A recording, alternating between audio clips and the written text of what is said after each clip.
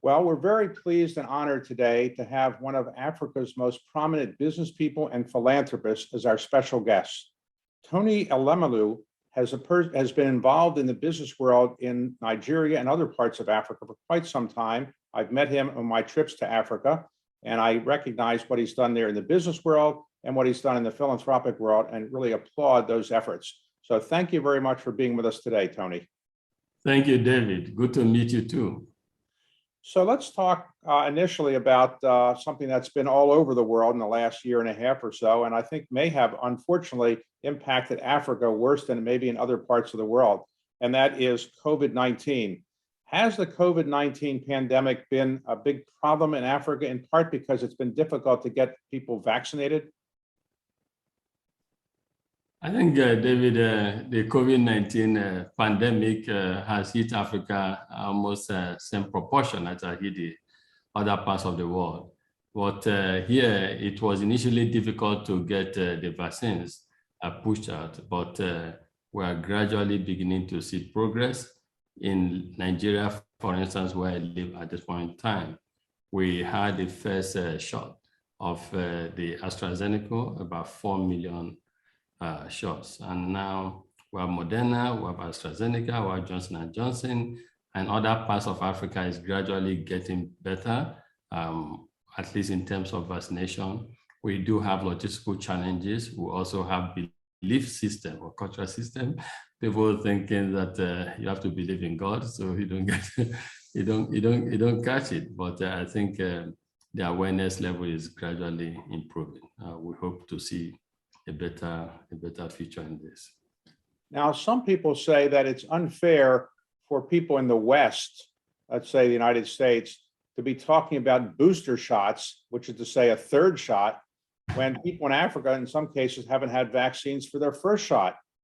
Do you subscribe to that view, or do you think there is a general feeling in Africa that Africa has not been well handled by general human relief organizations or health organizations in terms of providing access to the vaccine? I think personally, I don't think we need to be spoon-fed.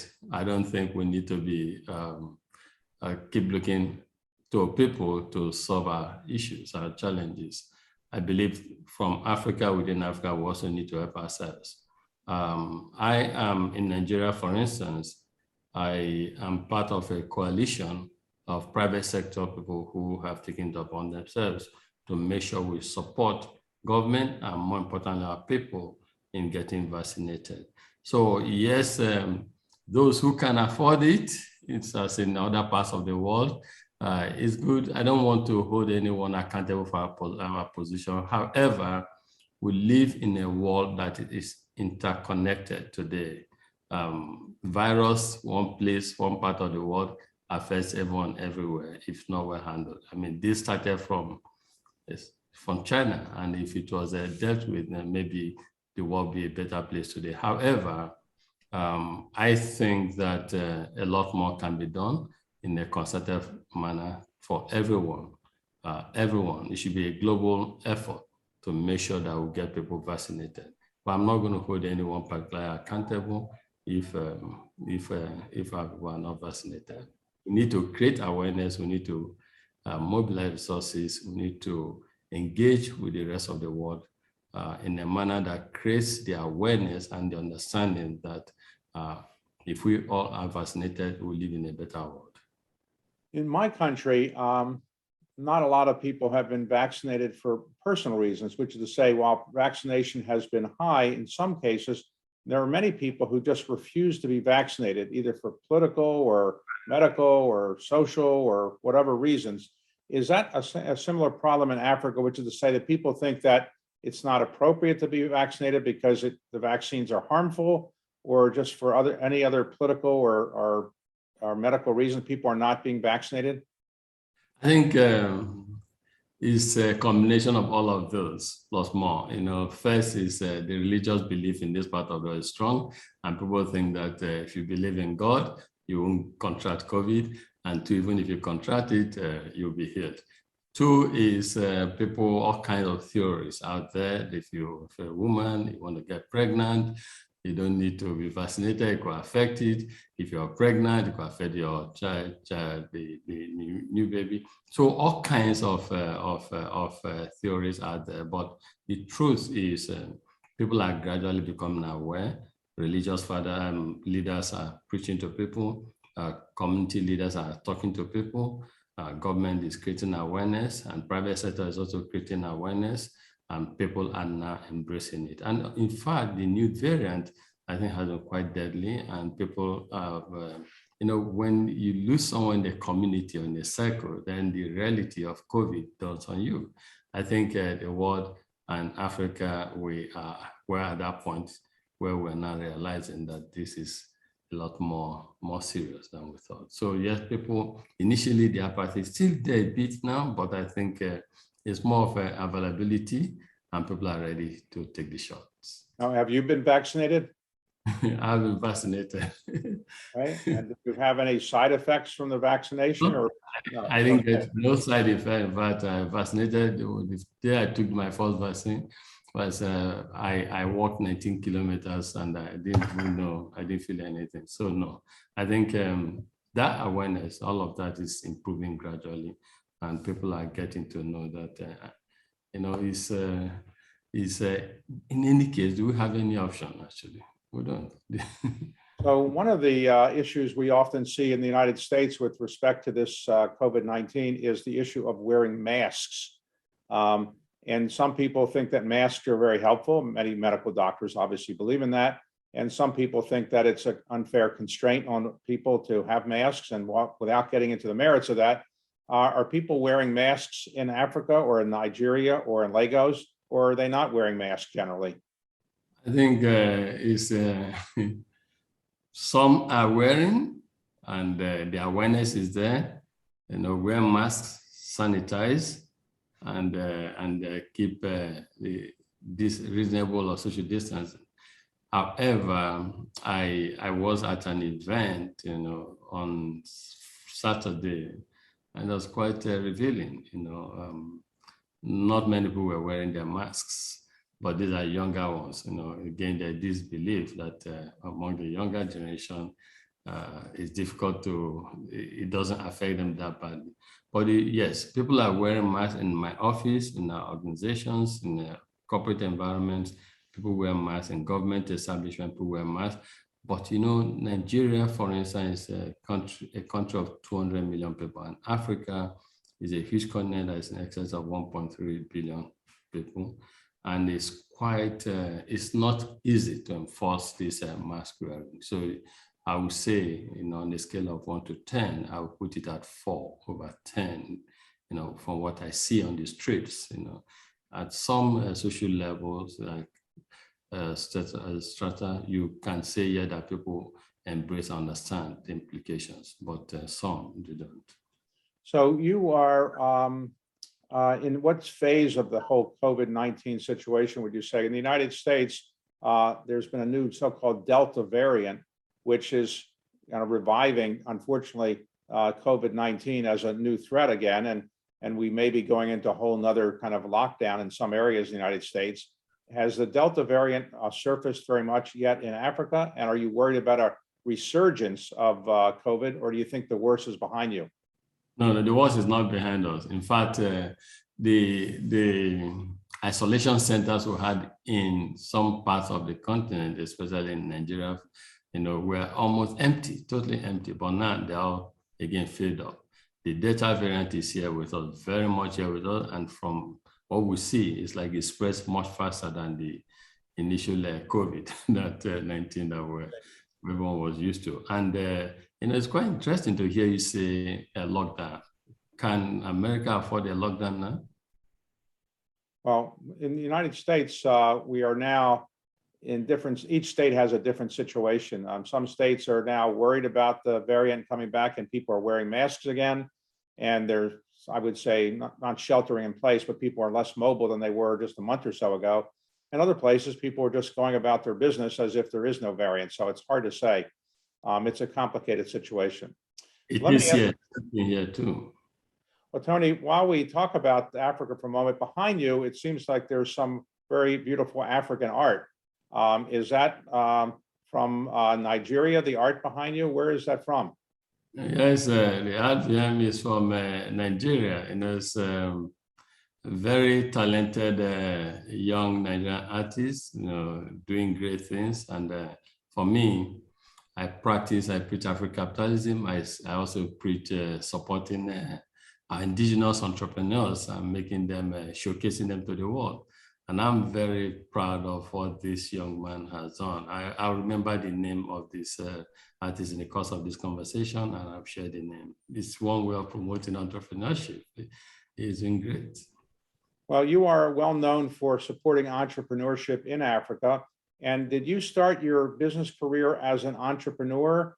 How did you get started in the business world? No, I started first, I was a banker in my previous life. And at some point, just like I think what you also did with Carla, at some point, some friends and I, we set up, we acquired a distressed financial institution. We turned around the bank, and then we grew it to the fifth largest bank in the country. And then we acquired a 70-year-old financial institution, merged the two, and then created United Bank for Africa, which today operates in 20 African countries. It's the only African bank that operates in the United States of America as a deposit-taking institution in New York, operates in Paris, operates in London, and that's how it started. But from there, I retired from banking in 2010, and then started the Tony Elumelu Foundation, as well as our other business interests we have. Today, we have invested heavily in energy sector. We invest in one of the biggest power generating generators in Nigeria, supplying power also to Benin Republic, and African country, and also very strong in the area of healthcare delivery, because we realize that health is wealth, and the COVID pandemic has actually sent a strong message to the world that we need to take the health much more seriously than we did before. So yes, it's all started that way, but today it's important to me that we create more Tony Elumelus so that collectively we can create more prosperity on the continent. That's why we support entrepreneurs through the Tony Elumelu Foundation. Let's talk about the economy in Africa.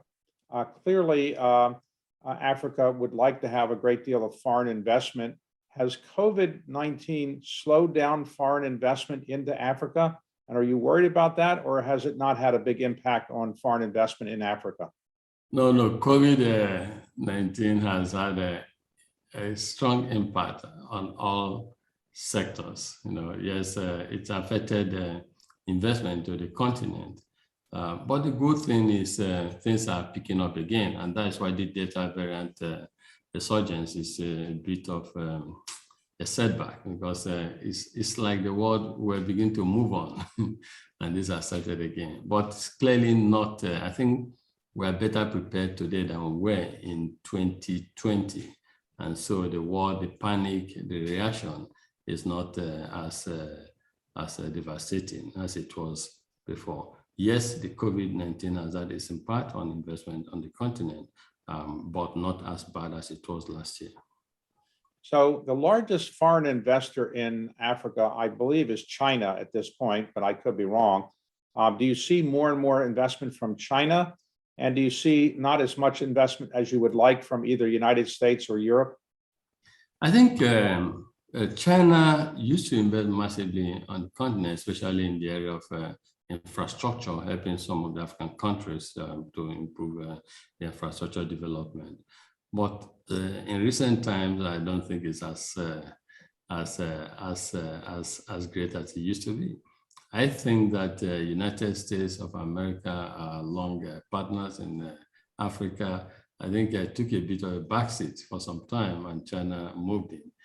Europe continues to do business, invest in Africa. Not long ago, President Macron was in Nigeria, I think 2 years back, again to ginger and proper investment between France and Nigeria and the rest of Africa. And again, recently, about 2 months back, he convened another session in Paris on this. So I see interest, from Europe in expanding, improving investment relations with Africa more than I see to America now. But with the new administration in Washington, maybe the signaling will be more positive for that than before. So for somebody like me who lives in the United States and says, well, maybe I should invest in Africa, and I have invested in Africa, what is the best argument for investing in Africa? Is it that the population is young, it's high growth rate potential? What is the best argument for investing in Africa? David, yes, I know you invested in Africa, and I think you still invest in Africa. I think you have a fund that's helping in the area of infrastructure and others, which is very commendable. And that is one of the things we speak about. We want people to know that today's Africa is quite different from what we used to know or think of before. There are a lot of investment opportunities in Africa. There are a lot of positive indicators to encourage investors to come to Africa. From the population, you spoke about the demography of the population, the youthfulness of the population. Over 60% of our people are under the age of 30. In addition to that, we're seeing that the macroeconomic indices up until this COVID situation has stabilized. The Africa macroeconomic environment today is far better than it used to be before. We also see that, and I speak as an investor, someone who invests in over 22 African countries, so there's nowhere else you get the kind of returns on investment that you get in Africa. It's huge. It's funny because at times I say to people, the glass is half full when they look at the negatives. I say, well, the glass is half full. See also the opportunities and see how you can navigate and mitigate the risks to take advantage of the opportunities. So for someone out there, I would say, invest in Africa. The population is good, the market is huge, and the macro environment is getting more stable. Political stability is returned almost totally across Africa. And things are looking up. Return on investment is good. Protection of property rights, strongly. There's no, so those are some of the positive indicators that someone can look at. And Africa needs massive investment in the area of infrastructure, and this will create opportunities for serious investors. Some people say that one of the reasons not to invest in Africa is that there's a high degree of corruption, and obviously that is a challenge for many investors, of course. Do you think the corruption problem is unfairly labeled in Africa because there isn't as much as people sometimes think? Or do you think it's a problem that people just have to learn how to live with? Or do you think it's actually going down? I think, David, I speak from my own personal experience. As I said, we operate in 22 African countries, and we uphold the highest level of professionalism and ethical standards. We've not had any issues in Africa. We've not been hindered or deterred by some of these people asking for bribes, etc. So the point I see here is, again, is business principles, philosophies, etc. And in every society, by the way, in every economy, by the way, you do have miscreants, you do have people, who are otherwise motivated, you do have who support corruption. But then out of such society, you also see very strong role models, very strong governed institutions. So as an investor, is this something to be worried about? Yes, but are there mitigants? Yes, your business principles and philosophies you see it through. They're everywhere, almost everywhere. You hear of corruption, but that business just to define the ethics, the ethos, and what will drive your business principles in those environments. But I think that is largely blown out of proportion. If you look at Nigeria, for instance, a country of 200 million people, and there's a group of criminals called 419ers. If you have like 1,409 people in a country of 200 million people, for Christ's sake, it might not be fair to characterize they characterize the country as one that is infested with corruption. And of course, also you do have some political leaders who are corrupt in some of these countries. But then you can't decide as a business that you have limited exposure to such sectors. So I think we should look at the opportunities that exist and build principles that guide our practices and operations in such places. Let's talk about looking at the opportunities. Let's suppose I said I have a fair amount of money, I want to invest in Africa. What sectors would you recommend and what countries do you think are particularly attractive? In terms of sectors, a lot of the investment historically has been in commodity-related businesses, oil or copper or gold or diamonds or things that are commodities. But now, of course, more and more people are starting businesses that are unrelated to that. So would you say it's a good opportunity to invest in commodities because that's always going to be valued by the world, or you think it should be non-commodity businesses? I think, firstly, my position is that capital and investment should go to environments where they are most welcome. So talking about the countries, I would say, look at the ease of doing business, the World Bank report on ease of doing business, the World Economic Forum competitiveness report, and you can see clearly the countries that are more predisposed to investment, and such countries should be embraced. So that we need to encourage countries to prepare themselves to accept their investment.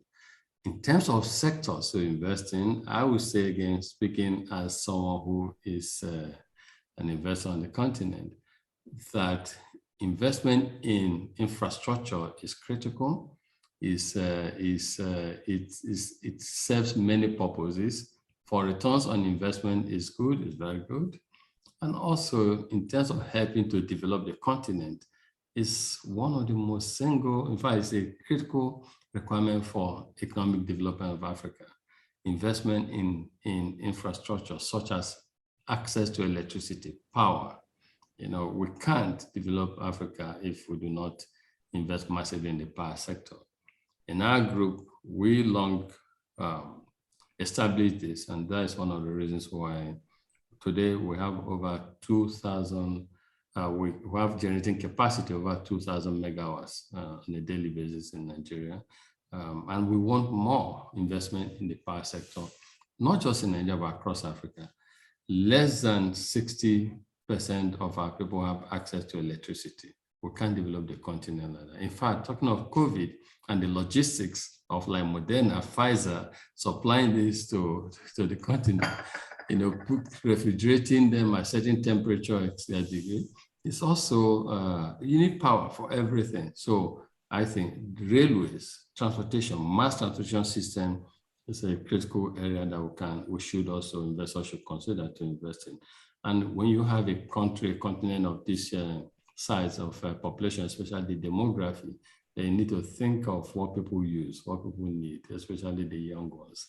The market is huge, and yeah, I think countries that prepare themselves to accept, to welcome foreign investment should be encouraged by investors, and then also sectors like infrastructure should also be encouraged. Talk about an issue that's been on the mind of a lot of people around the world lately, which is climate change.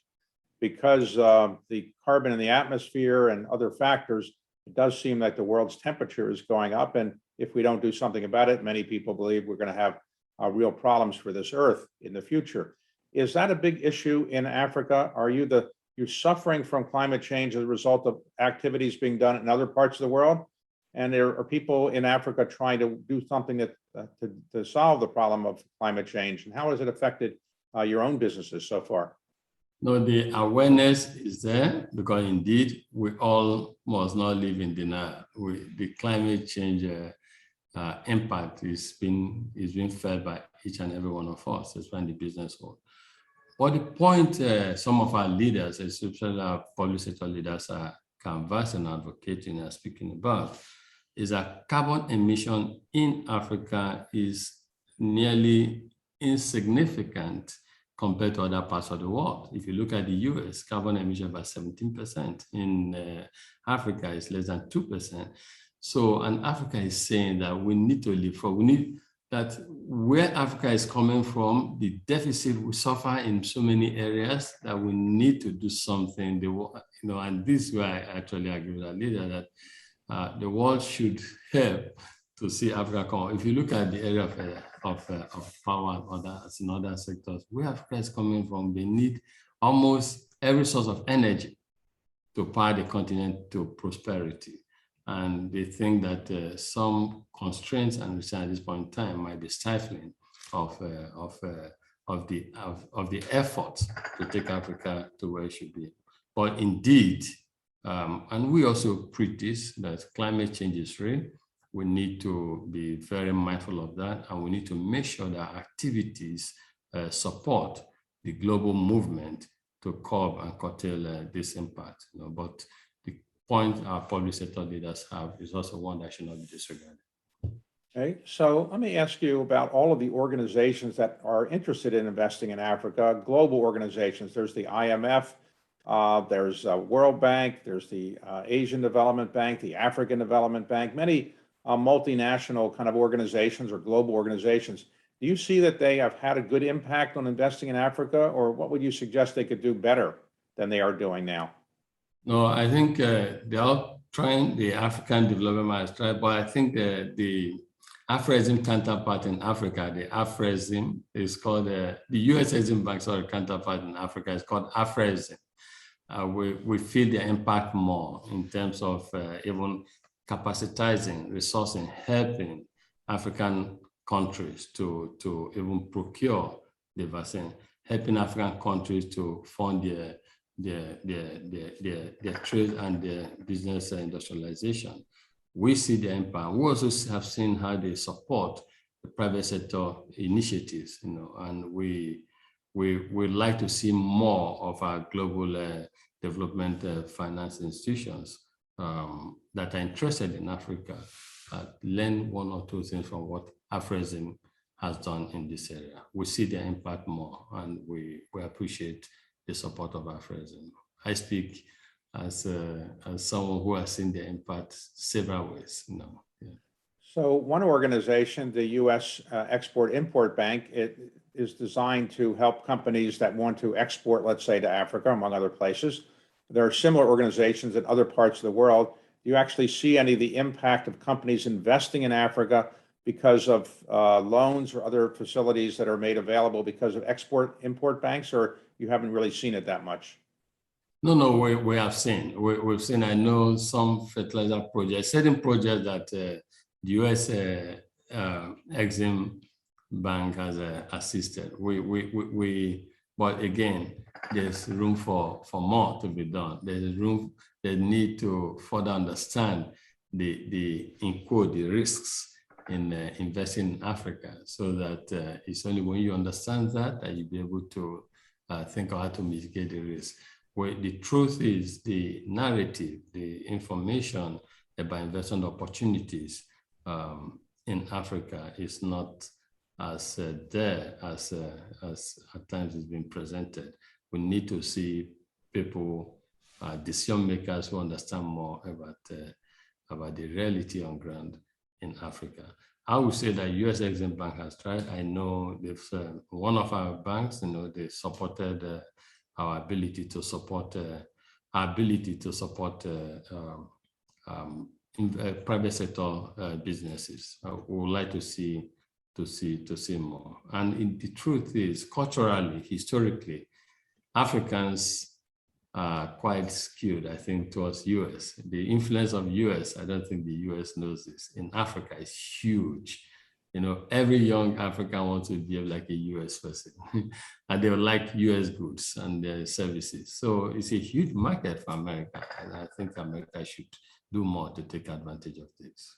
So just switching on a non-investment subject for a while, for some people, Africa is a wonderful place to visit as a tourist. Obviously, there are things in Africa that aren't any other places in the world, but has tourism really been gone down because of COVID or other reasons lately? Or do you see signs of tourism coming back? I don't know, David, when you came to Nigeria, if you went up to Abuja, if you did, you might have stayed at the Transcorp Hilton Hotel, the biggest hotel in this part of the world. Were you in Abuja? Yes. Did you go to? You did. Yes. If you slept, I'm sure you slept at the Transcorp Hilton Hotel. Yes. Yes, good. It's we have capacity of 1,000 rooms. And during the COVID pandemic last year, the occupancy went down to 12%. Today, occupancy is over 88%, 90%. Things have actually turned around. We're beginning to see tourism again rise. However, in a few places, you have a few parts of Africa where there's still more concern. Maybe it's affected, but I think tourism is again this year has been wonderful. This year, in fact, if you look at some countries' GDPs, Nigeria just declared the Q2 GDP growth rate. There's improvement in many economies, and tourism is also not left behind. But we don't need to see consistency. I just hope that the Delta variant of COVID does not dampen the enthusiasm and economic improvement that we're beginning to see. So you have many friends outside of Africa, and when they call you and say, Tony, I'm coming to Africa for some tourism, some rest and relaxation, where do you tell them to visit? Other than, of course, Nigeria, but other than Nigeria, are there places that you think people should come and visit in Africa, or you tell your friends that they should visit? Yes, I do.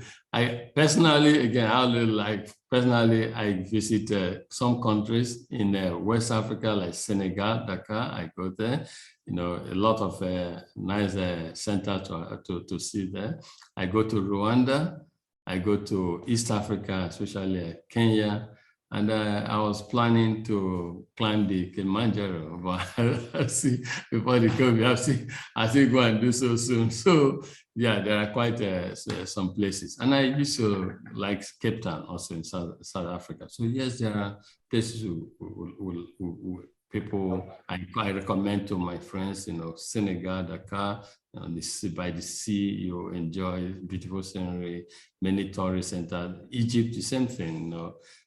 Just in 2019, you know, I went with some of my colleagues on a tour of some of those ancient centers in Egypt. So I think there are quite some interesting, attractive centers in Africa. And of course, the food of this place, the meals, the local delicacies of these countries also bring some interesting dimension to the tourists. And I have friends who just came back from Tanzania, Zanzibar. Zanzibar is quite an interesting place, beautiful scenery. I intend to explore there very soon too. So yes. Have you ever climbed Mount Kilimanjaro? No. I was training for that before the pandemic. So we'll do that. You know, I think I told you about it. This transaction we were working hard to conclude the acquisition of a significant asset from Shell Petroleum. And I said, my own reward to myself for that closing that deal was to go and climb Mount Kilimanjaro. But COVID struck. But after COVID, we'll go back. Maybe I invite you to come on that trip. So do you have children who are interested in some of the same pursuits that you have? Or your children are much younger?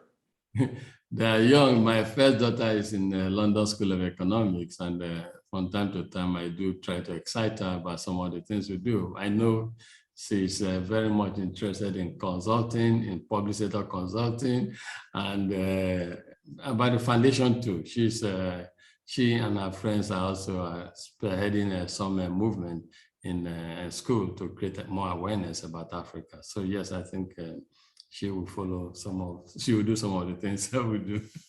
Now, many people know you for your philanthropic works and your foundation. What is your foundation most focused on? What areas are of greatest interest to your foundation? You know, in Africa, as I said earlier, the demography of our population is a mixed bag. It can be for good, it can also be for future challenges. We have over 60% of our people are under the age of 30. And so the youth population, the youth board for Africa is one that is very important to me and my colleagues at the Tony Elumelu Foundation. We believe that the future of our continent truly belongs to these young ones, and that we must all do something to help give them economic opportunities, create economic hope for them, give them the platform to excel. We believe we can create many Steve Jobs out of Africa if the right economic environment and conditions are provided. We have very energetic young Africans. It is a fact that they want to succeed and they are very intelligent, but at times they lack the right economic opportunity. So that's what our foundation is committed to. We committed $100 million to support 10,000 young African entrepreneurs. We give them non-refundable seed capital of $5,000 every year to help them, just prove their concept and then hopefully make it from there. And we mentor them, we appoint mentors across the world for them. We train them 12 weeks. We call it 12 weeks MBA program for them, because we realize that in addition to capital, training is very important for them to succeed. So yes, we are heavily invested in youth entrepreneurship. We're heavily invested. We think that men and women, young ladies, young men from Africa can actually help to change the narrative and help to develop the continent in a sustainable fashion if given the platform and the opportunity to excel. So in many ways, you've been an ambassador for Africa around the world. Many people know of you and your philanthropic and business activities. But what do you find when you talk to people who are not familiar with Africa are the biggest misconceptions about Africa? Or people ask you questions and you roll your eyes because people know so little about Africa? What do you find are the biggest mistakes that people have about Africa or misconceptions? I think first is at times people see Africa as just a country. Africa is a continent of about 54 countries. Well, when you hear, you have Portuguese Africa, you have French, you have Francophone Africa, you have Anglophone Africa. Africa is a huge population of about 1.3 billion people, big in landmass, but at times people just think it's just one country. So when people speak at times, we say, listen, Africa is big with 54 countries. That's one. Two is when I talk to friends who are investors, and that's why I like people like you who actually do travel. I know you've come to Africa, Lagos, not less than 2-3 times. I know we see that our office is one of your trips. People don't know, all they tell you based on what they read on the news, just Africa risks, risk, corruption, risk. They don't even want to make any decision that would support an investment in Africa. But we say to people, it's not like that. We do business in Africa. We live in Africa. We see the opportunities there. There are risks, just the way you have risks in everywhere, every part of the world. I think it's blown way out of proportion. If you come to, and the fact is, some of my friends, when they visit Africa and visit Nigeria, they're like, this is quite different from what we hear about the country. I say, yes, because now you're here. So we hope that the narrative, will keep changing and that people begin to see the true Africa. And also, people need to know, just like the way you find evolution and development in other parts of the world, the Africa of today is not the Africa of 50 years ago. Things have changed significantly. I see. So what would you say are your reasons for optimism? Are you more optimistic or pessimistic about the future of Africa? From where I see it, first as an investor in 22 African countries, and two, as the founder of the Tony Elumelu Foundation that invests in young African in the 54 African countries. We have the 20 million entrepreneurs, all these countries. What I see that fuels my left, first, I'm optimistic about the future. And what fuels my optimism about the future is, one, my interaction with these young African entrepreneurs, the enthusiasm they have, the economic hope they now see, the energy they have, the intellect they possess. I see people who are ready to take on, and the challenges that we have from people who have supported and the successes we have seen. These are people who indeed will be able to help move the needle of development on the continent. From where I sit on the business side, seeing the small and medium scale enterprises, because as we all know, SMEs are the engine of growth in every economy. what we see is we just hope that our governments, in most of these African countries, can keep improving on creating the enabling environment that will enable our small and medium scale enterprises take off. I'm optimistic that once that is done, and we're pushing in our public advocacy, we're speaking and engaging with our government to say, please create the right environment that will enable our young people to take off. Recently in Nigeria, we did take on some public advocacy on tax issue, the kind of taxation policy there, and I'm very impressed to see that government responded positively.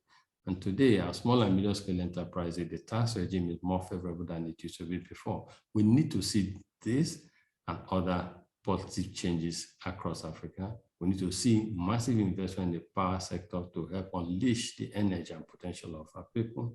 Then our optimism will not become paperweight optimism, become real optimism. We'll see a new Africa emerge from this. Now, some people in the West say that one of the best things that could happen to Africa is greater internet access, that many people in Africa do not have access to the internet or the broadband, and therefore how can they be competitive with the rest of the world? What is your view on the likelihood of that occurring, and is that a big problem? You're so right. Yesterday, I was having a conversation with my wife, and I just saw our two boys just playing on their iPad. And I just want to say, and I said to her, wow, these guys, they want to start playing on their iPad, they don't know about any other thing. And I said to her, but what of people who don't have access to iPad and people who don't have access to connectivity, internet access? Just yesterday, Sunday morning, we were discussing this. It is indeed a problem.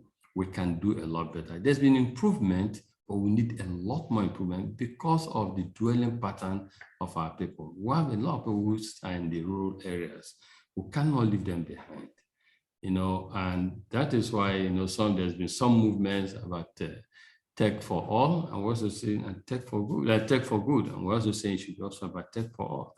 So it is actually a challenge, and for me, talking of how the rest of the world can help Africa make progress, I think this is one area. Internet connectivity, internet access, broadband access in Africa is a challenge. We can do better, but there's been improvement, significant improvement, but we need a lot more because the world has moved on. Now, in my country, in the United States, obviously, we've had a complicated relationship with Africa because of slavery and other related things, and we still have racial discrimination, obviously, in this country. And there's racial discrimination in other parts of the world as well. Let's suppose someone like me is white and wants to move to Africa or invest in Africa. Is there going to be racial discrimination against a white person who invests in Africa or lives in Africa? Is the reverse situation still applicable or not applicable? No. It totally, the world has moved on from that era. And in Africa, I'll tell you that Africa is most receptive to white investment, to white settlements. And, in Ghana, I think about 2 years ago, I know I was in Ghana at Christmas of 2019. This program, massive program, more like calling, bringing people in diaspora and also the white people who wanted to visit Ghana to come. And everywhere, in fact, if you see here, we're extremely in Africa receptive to our friends from other parts of the world. So yes, in fact, I say to people that, I look forward to the first, and I think maybe Ghana is trying that direction, the first African country to make Africa like Israel is, what Israel is to the Jewish nation. That we think, and also others who want to settle in Africa, the opportunities that we do have land. At a time when people fight our land, say they should come to Africa and settle here. So no discrimination, Dave. A few final questions. Many people say that African governments are sometimes unstable and they're changing, and there's lots of problems in African governments and so forth. Is that a problem that investors should worry about, that governments might be changing a lot, or there's sometimes violence? Is that a problem in your view? I think, David, this is part of the narrative that needs to be corrected. There's no such political instability in Africa again.